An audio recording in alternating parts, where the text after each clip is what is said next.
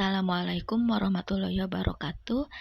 Allahumma sholli ala sayyidina Muhammad wa ala ali sayyidina Muhammad. Teman-teman, jumpa lagi dengan saya Yati Nurhayati. Di video kali ini saya akan membawakan tema jalur langit sedekah. Tapi sebelumnya saya ingin mendoakan sahabat-sahabat dulu yang sedang terbaring sakit. Mudah-mudahan sakitnya segera diangkat oleh Allah. Dan bagi sahabat yang sedang mengalami musibah atau sedang ada masalah, mudah-mudahan segera diberi jalan keluar. Amin amin ya Allah ya Rabbal alamin. Oke teman-teman, di video sebelumnya saya sering menyinggung masalah sedekah subuh. Dan ada yang bertanya, apa itu sedekah subuh? Dari namanya saja kita sudah tahu ya, kalau sedekah subuh itu adalah sedekah yang dilakukan pada saat subuh, pada setelah sholat subuh sampai waktu syuruk. Sebenarnya sedekah kapanpun dilakukan itu bagus ya, tapi di waktu subuh ada keutamaan, yaitu ada pergantian malaikat, dan dua malaikat ini mendoakan.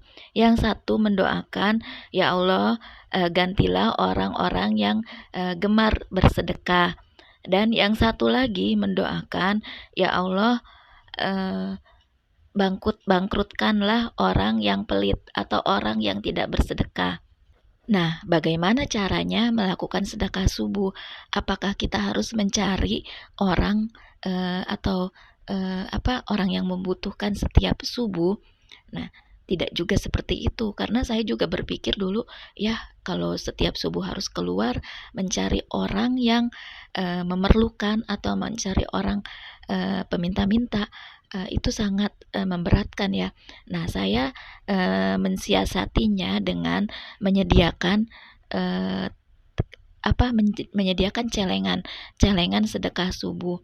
Nah, kita sediakan kaleng, lalu kita mau kaleng atau mau toples, kita kasih tulisan sedekah subuh, dan setiap setelah sholat subuh kita memasukkan uang ke toples tersebut atau ke celengan tersebut. Nah, besarnya bagaimana? Besarnya tidak ditentukan berapapun, yang penting konsisten. Jangan sekali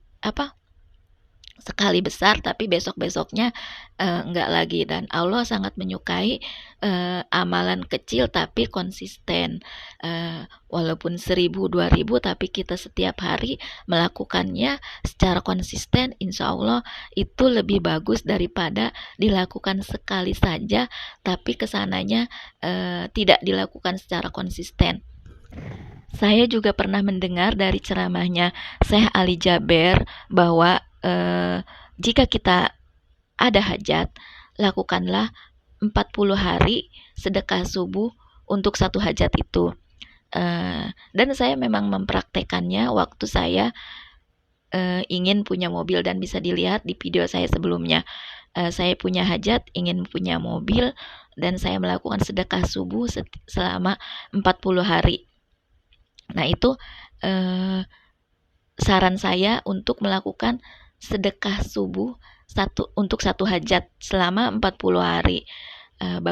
Dan besarnya itu terserah kita. Besarnya itu tergantung kemampuan kita. Apabila kita ingin hajat besar atau ingin membeli rumah atau membeli mobil, tidak mungkin kan sedekahnya hanya 1000, 2000. Nah, itu mungkin akan terkabul, tapi mungkin cukup lama kalau kita sedekahnya hanya 1000, 2000, dan sedekahnya itu harus disesuaikan dengan hajat kita, apa yang ingin kita capai. Apa aja sih yang dirasakan ketika kita mendawamkan sedekah subuh? Banyak ya yang saya rasakan sendiri ketika saya mendawamkan sedekah subuh.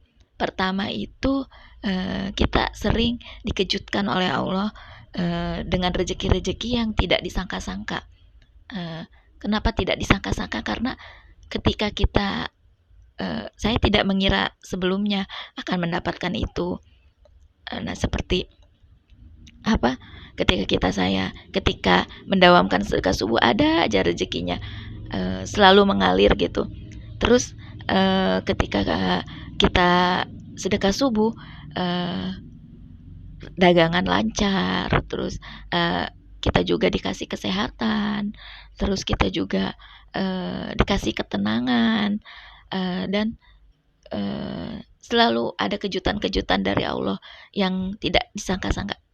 Sedekah subuh itu tidak hanya berbentuk uang ya, bisa berbentuk makanan, seperti contohnya kita memberi makan atau memberi minuman kepada orang-orang yang pulang dari sholat subuh, atau kita memberi makanan kepada orang-orang yang duafa, atau kita juga memberi makan kucing aja, kita bisa sebagai sedekah subuh.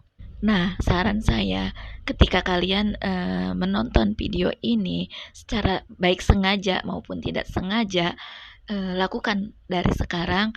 Kalian menyediakan celengan atau toples dengan tulisan sedekah subuh, dan setiap subuh kita memulainya memasukkan uang ke celengan tersebut, dan setelah 1 bulan atau